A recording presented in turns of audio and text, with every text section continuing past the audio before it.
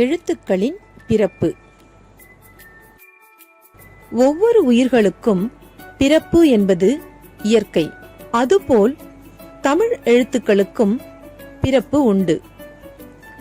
இவ்வாறு ஒளி வடிவ எழுத்துக்களின் பிறப்பு பற்றி தொல்காப்பியர் தெளிவாக விளக்கியுள்ளார்.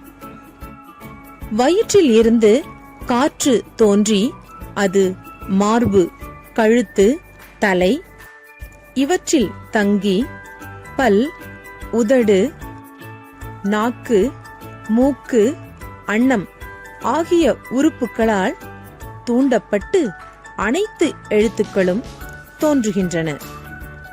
எழுத்துக்களின் பிறப்பினை இடப்பிறப்பு, முயற்சி பிறப்பு என 2 வகையாக பிரிப்பர். இடப்பிறப்பு கழுத்து, மார்பு இவற்றை இடமாக கொண்டு பிறப்பது. முயற்சி பிறப்பு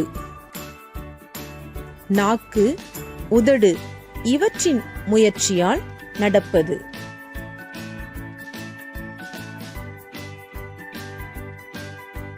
எழுத்துக்களின் இடப்பிறப்பு.